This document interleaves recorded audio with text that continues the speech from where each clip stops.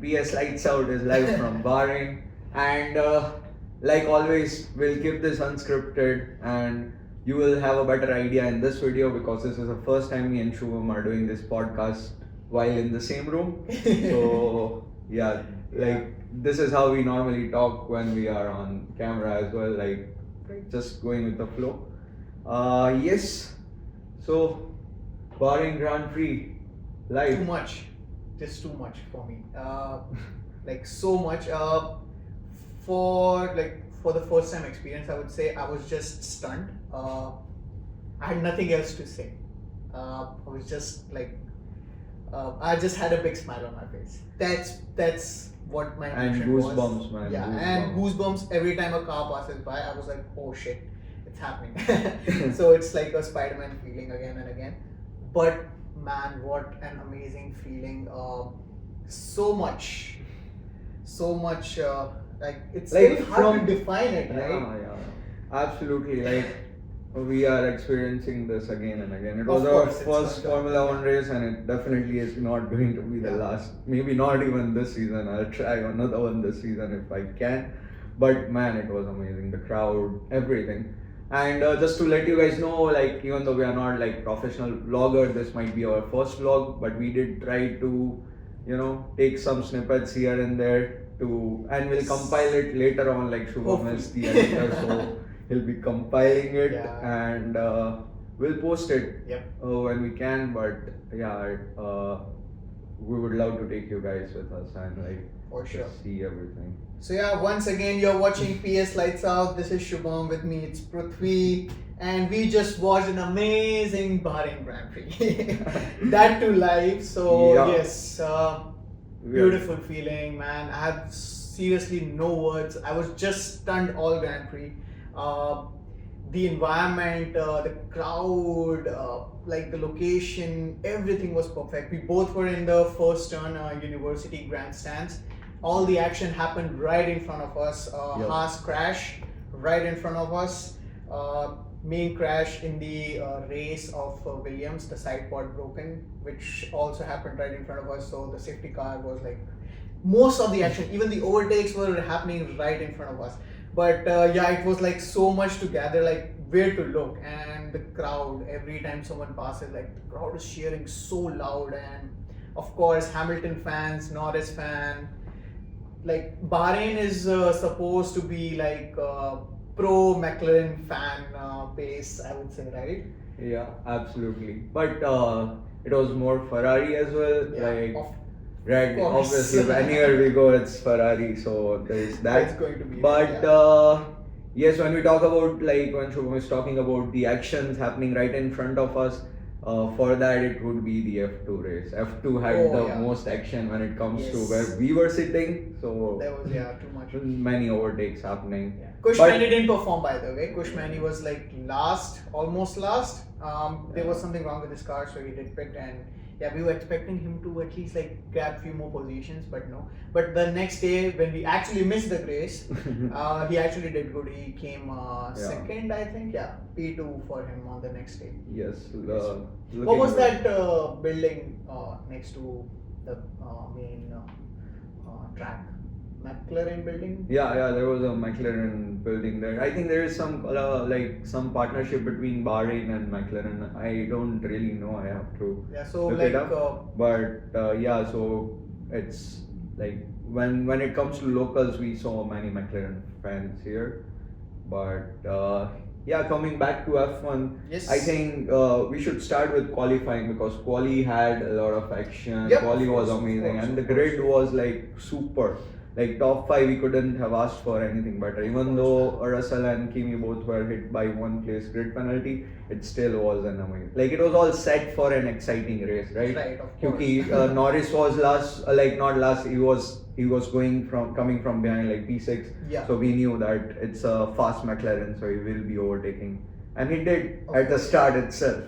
So yeah, action packed. Good one, I would say. Yes, starting with the qualifying, Oscar was right at the top. George Russell actually did good in quali, but got a penalty. Even Kimi. So they both got out of their car seats when there was a red flag. Yep. so which was not allowed. So they just got one grid penalty, both of them. So yeah, one position down for them. But yeah, other than that, we have who was that afterwards? Charles Leclerc right behind Oscar Piastri, George Russell, Pierre Gasly, Kimi, and Lando Norris. Unfortunately, Max was not able to drive. Like he was having lots of trouble with his car.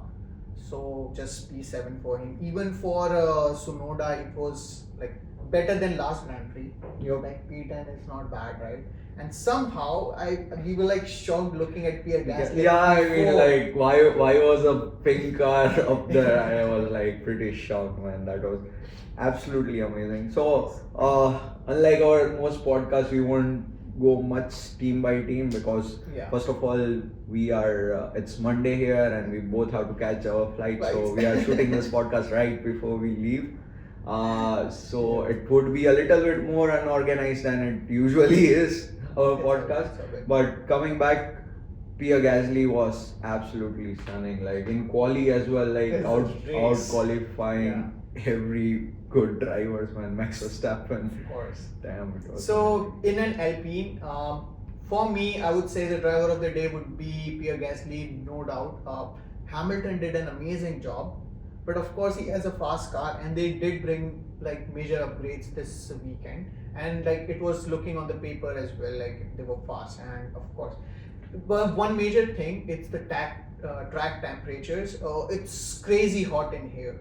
So in practice 3 and practice 2, like it was hot. It was like really warm. So we saw like lots and lots of drivers like having a major lockup on turn 1 itself. So they were like smoked everywhere. Yeah. So it was funny. It was funny. But yeah, if we're talking about driver of the day, my driver of the day would be Oliver Bearman, man. Like, Oliver Bearman, yes. From P20 to P10, of getting course. the points, it was Yes, absolutely yes, amazing. yes. His dad actually came on the radio and he was congratulating him. It was really big sweet, really sweet, man. Yes. But yes. Race was 2-stopper. Only Kimi did 3 stops if I'm not wrong. But yeah, it didn't work out for Kimi sadly. And that too, at the very end, Kimi was stuck in traffic, right? He was right behind Oli Bearman, Yuki Tsunoda, and Esteban Ocon. And like these 3, and he was just right behind them, and he was trying as much as he can, but he wasn't able to fight because of the dirty air right in front of them. So poor guy tried his best but lost all the positions. So no points for Kimi finally after like the 4th Grand Prix. Sad for him. But yeah, crowd was very cheerful, like to all the drivers. It's not just if a stake car is passing by, they are not cheering. Even if they are like very behind, they will cheer. So that's an amazing feeling for sure. Awesome crowd. Yes. And it was fully packed. The grandstand was fully packed. Yes, now let's talk about McLaren and the fight between the two drivers. It is on, like it is properly on. The Constructors' Championship is on. Like choose your driver that you are going to support and just stick with that throughout the season. It's going to be wild and it's going to be amazing. This is where it gets very tricky for McLaren, because right now the points difference, it's just 4 points between the two McLaren drivers. So there is no number 1 driver for sure. So yes, and I think the way Mr. Piastri is performing, it's going to be really tough for Norris to fight back. And like this Grand Prix was a big showcase of how Piastri can drive. Man, from turn 1, he was just flying. Yeah. No one was able to chase him, and like he actually kept his position, and we could see the difference. Like when you're actually following the race in cameras, you don't see that much of difference, but the gap is real. Like a car passes by and you have to wait for the next car to come. 5 seconds is like pretty long. It feels like way too long, right? So that was. I'm just thinking like Hamilton with one lap gap, Max with like 25 seconds of gap. That would be so. Everyone would be bored. When is the next one? 1, 2, 3, 4, 5. Can you see like it's a long time, like especially since our grandstand was in a turn, so we won't even see the next car coming by. It's like a pretty big gap. Of course. So yeah, an amazing drive from Oscar Piastri, like pure dominance, like pure showcase of his skills, just flying, and like no action for him. So that's something to consider. No action for him. He was like one of those old days for Lewis and Max, like when they are like just flying away from the whole grid. Absolutely. Yes. Yeah. Then we have Mr. George Russell and Lando Norris. What an amazing fight. We both were like on our seats. We were like, okay, what's gonna happen? What's gonna happen? And somehow George actually managed to keep the place. That just tells you like Oscar is a better driver, and again this is going to hurt a lot of Norris fans, but yeah, according to me, when I said like choose your driver, I would be very open about it. I'm choosing Oscar. But and even like we met a few McLaren fans, and turns out like for me personally, I think most of the people I know are more of Lando fan, but like all the people in McLaren that we met, they were like Oscar fans. So anyway, yeah, since we have a podcast, we can't be biased at all. So I would be clear about that. Yes. But yes, we have to give Lando the good part is he did manage to stick and that too, that like he did an amazing job on the first turn itself, like at the start of the race. Pretty amazing drive for him, man. Like huge respect for that. But yeah, once again they have like a beast of a car this season, right? Absolutely. We can actually feel the difference. Talking about that, the car sounds, man. Oh, come here for the sound. For sure, like if you are a car fan, man, just visit a Grand Prix. You have to. There's no. I mean, I would steal this from this guy's video who did a vlog about Bahrain Grand Prix. Okay. It's like one of the top vlogs when you search Bahrain Grand Prix vlog. But he mentioned that like the seats are very uncomfortable. Half of the commentary is in Arabic. The screens are tiny, so you can't really see much. And you would think that watching a race is so much better at home or in your laptop. Yeah, you would definitely feel that. But you come for the sound, man. You come for the sound, the roar of the crowd when every driver is passing, and of course the vibrations. The whole stand is vibrating when a car passes by. So it's huge. Especially like when it comes to Lewis Hamilton, even in practice sessions, whenever he used to pass, people were just crazy. Yeah, for Hamilton, for Norris, both McLarens, I would say. Even for Charles Leclerc, I was hearing Charles Leclerc. Yeah, so many even on the mic, someone did that. Yeah, it was really funny. But awesome. Yes, we'll have to keep it short. So let's just give. But yeah, one question: which car was your favorite for the sound? I would say Haas, man. Like Haas. I was about to say that. Again, unscripted, but yeah. Yes, okay. Absolutely. This was like from nowhere. Like if you close your eyes and just hear the sound, Haas sounds so good, man. Yeah, there's a cracker sound. Yeah, and there's like a huge, how do you call it, depth in the. While for the sharp noise, I would say Red Bull. Oh my god, it makes like a very pitchy sound, and it's gonna hurt your ear for sure. Yeah, that's these two cars, man, amazing. Yeah, I loved it. Absolutely. Other cars, they sound beautiful as well. It's not. Even F2 cars sounded so good, like the V6 turbo. It was really. But the difference was huge. The difference was huge, definitely. But with F2, what happened was like most of the cars, they were like close behind each other, so the impact of the sound together was pretty loud as well. And yes, I mean, we would be missing out on a lot of teams and a lot of discussion in this particular podcast, but we are kind of getting late. But okay, cool.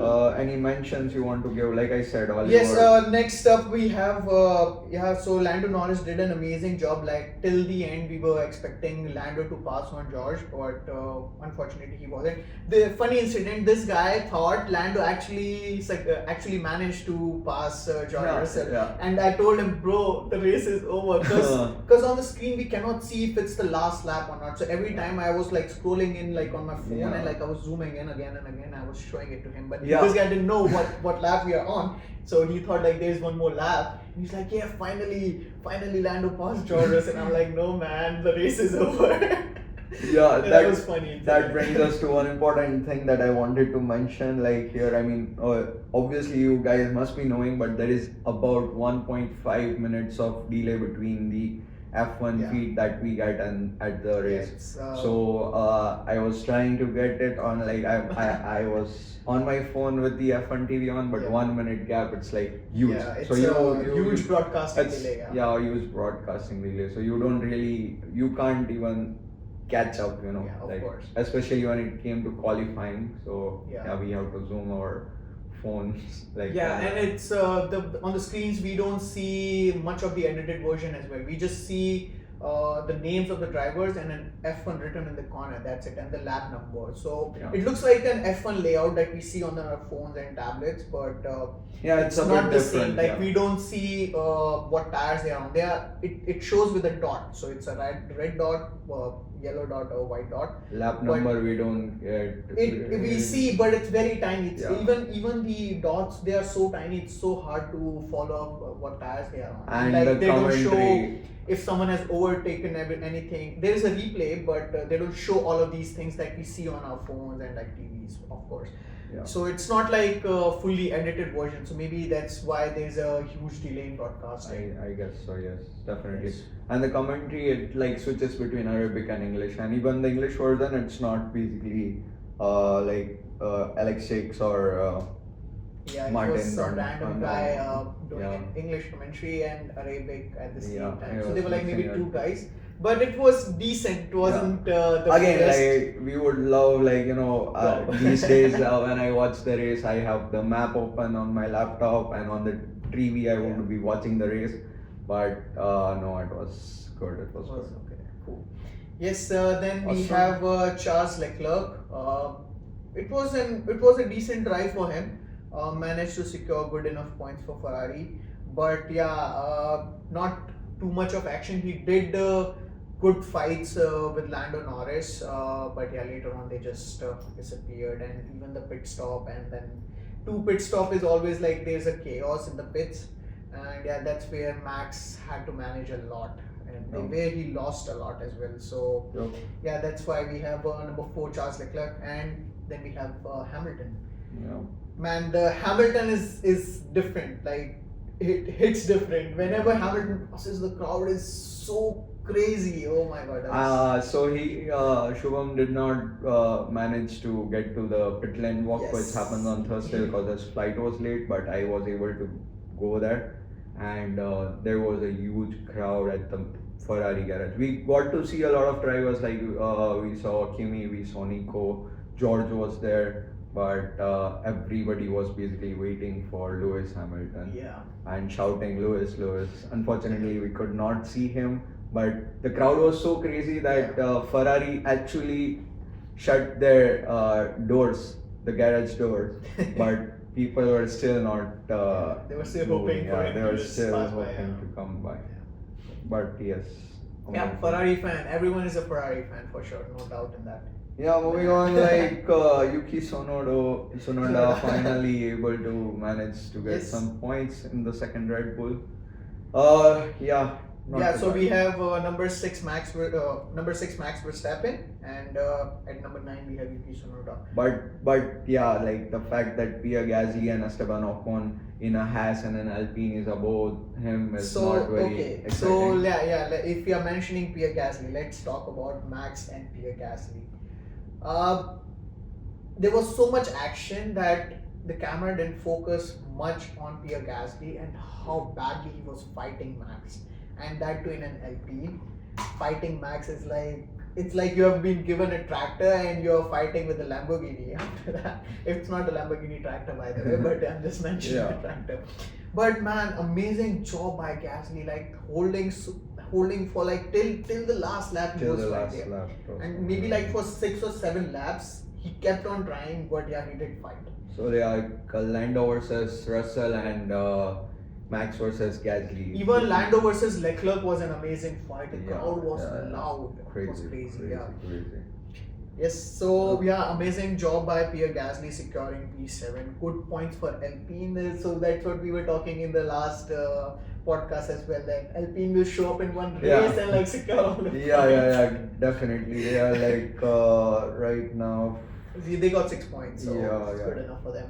They are at P9, not bad because Racing Bull is just 1 point ahead. And it's a good start for Haas. They are at P5 right now. Yeah, so 20 points. It's a good start of the season for them. So hopefully, if they manage to carry on the same thing, P5 is a huge boost for them. Huge boost, right? That's crazy. Coming from like last year, they felt like at the beginning they felt like they were the slowest car on the grid, and right now they are P5. That's amazing. Pretty good, And then we have Esteban Ocon from crashing in qualifying. He just lost the car right in front of me. I was looking on the other way, but I hear, oh my god, and I was like, what? Boom, on the wall. Oh shit. I saw the complete crash. I was like following him. He just walked along the track. And that's another interesting thing to watch, right? Like, obviously, we don't want any drivers to get hurt.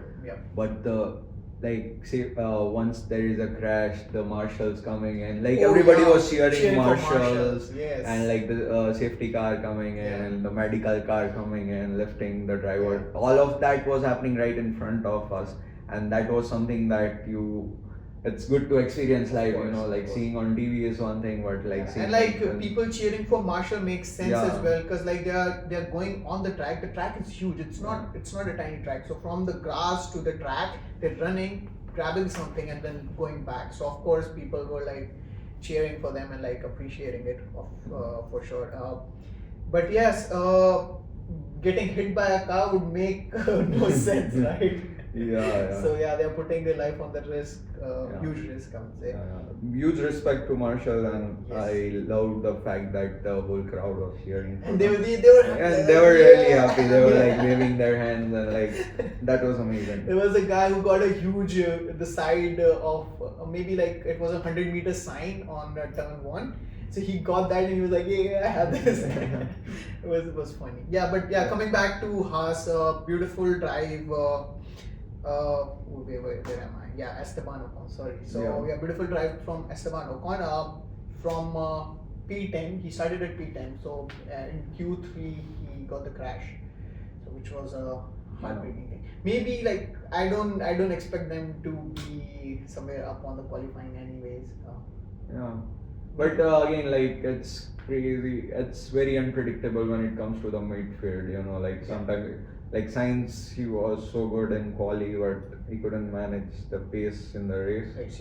Very heartbroken, but still it was like one good day for the Sainz fans. On Saturday. He was actually, when we are mentioning all the amazing fights, we saw Yuki Tsunoda fighting, Williams, Mr. Sainz, amazing race by him as well. But sadly, he had to DNF, or there is no other option for him because got hit by a car again.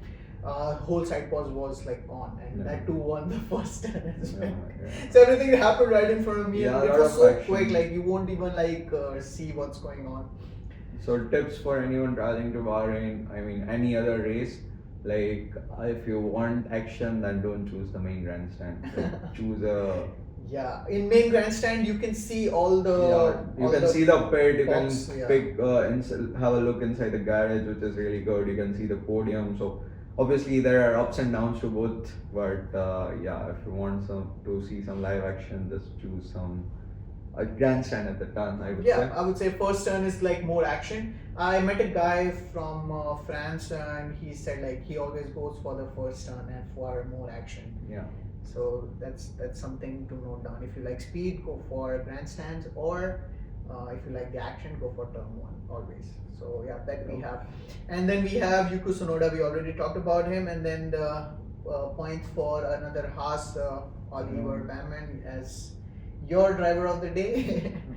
Yes. I'm just sad for Kimi when it no points for him, and like he was just stuck behind the traffic, bad bad air for the car, not able to overtake anyone. But in the start, he actually managed to do 3 pit stops, the only driver, right? And it's just a very heartbreaking day for him. And like coming back from P3, P5, not P3, like P4 and P5, and then this, it's a bit sad. Yep. But yeah, we have like high expectations. So maybe next weekend I'll see him performing good. Yep. And yeah, then we have another Williams, Alexander Albon, at P12. It was an okay race.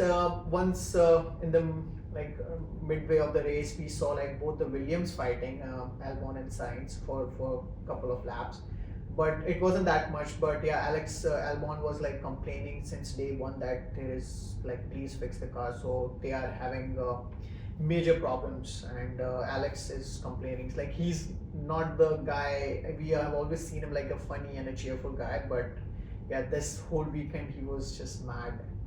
So he's like, I'm trying my best, but this car is not working out for him. Yeah, I think that's pretty much it. We don't need to discuss the drivers at the bottom right now. We do want to, but we are kind of getting late. Yeah, but we can still discuss about Isaac Hadjar. Hadjar did good in quali. It was an okayish day for him. No points. It reminds him for the. He was actually flying in practice sessions. Yeah. So he was doing an amazing job. And even mentioning this, even Hamilton and Gasly, they were flying on practice sessions. Right. So that was an amazing thing to watch. Like Hadjar outperforming Max as well on practice session. That was quite crazy. I was shocked. Like, okay, Hadjar is the top Red Bull of amongst all four. So that was quite shocking. And Jack Doohan, he managed to secure the 4th place in practice. I was like, what? What? He's 4th? How is it possible? But yeah, not a good day for him as well. P14. And then we have a sad day for Mr. Alonso as well as Lance Stroll at P15 and P17. Yeah, I don't know. Aston Martin brought in Adrian Newey, उसका effect अभी नहीं दिख रहा. I think he is too focused on the 26 car when the new regs come. I feel Aston Martin would be much better next year. Yep. But this year they are not looking too good. Yeah. So and it's sad that so far Lance Stroll has been ahead of Fernando. Yeah. But it's just the start of the season, like just 4 races down. Yeah. 20 more to go. So yeah, I don't think so it's gonna stay for a long period of time. Maybe Alonso, and like in midway of the season, right, we'll see more and more upgrades coming in, right? Definitely. But the fact is that all the other teams have made a lot of progress. Haas and Williams and even like Racing Bull, ठीक है मतलब.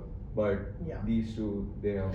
Yeah, but like if you go for Williams and Haas, they have been building a car since a long time. And for Aston Martin, since the car came out, they were like at the top of the grade. They were fighting with Max. They were coming like P2, P3. Every time there was a Alonso podium ceremony going on again and again. But it's a downward trajectory for them. So we are hoping. So maybe 2026 car. Something new coming in. Yep. Hoping that Adrian Newey bringing in some major UFO sort of upgrades into it. Yeah, definitely. And Let's flying hope over all for the that. cars. So hopefully next year Aston Martin for sure. Maybe midway of the season as well. We might see some new upgrades coming in. Yep. And yes, then we have the Billboard team. I feel sad now to say it as a Billboard team. Yeah. Like Nico, man, he's such a sweetheart, man. And the thing is, as soon as I entered the pit lane, the first driver I saw was Nico, and he was right there, like so close by. I posted it was so sweet. Like everybody was like so happy seeing the 3 of them, the sweet family. They were cheering. He signed a lot of things. Unfortunately, I was not able to manage to get any autographs. I was very close to Kimi as well. But yeah. Yes, put it on my heart. But yeah, it was amazing. Worth it, absolutely worth it. Got it. So yeah, we have a sad day for Mr. Kick Sauber. And Nico got disqualified at the end of the race. There was some I didn't check what was the problem for disqualification, but there was some regulations, weight regulations or something like that. I didn't check. I'm so sorry. Yeah, same here. Like we are here. We are just rushing. We are just rushing onto it, and we have to try to catch on to. And yes, we have Grey Beer Bortoletto as well at P18, the last driver on the grid. Unfortunately, no points for him. But yeah, we can feel a difference amongst the car. Like the pace is so different than other F1 cars. When we mentioned you have to wait for another car when like one car passes and there's a 5-second gap, you have to wait for it. That actually felt with Nico and Gabriel, both of them. Like they were just way too behind of the whole grid. And from turn 1 itself, we can see like Haas Stake right at the back of the grid. Yep. But somehow Stake actually sounds quite good. The car sounds quite good. I like the sound. All the cars sound amazing. Yes. Come here for the sound, I repeat. Yes, of course. Yeah, I guess that's pretty much it, guys. Thank you so much for sticking by. Yep. If you are still here, you can please subscribe to our channel. We would love it, and we do want to attend more races and post some amazing content for you guys. Yep. And yeah, that's thank you. Pretty much it for us. Hope to see you in the next one. Peace.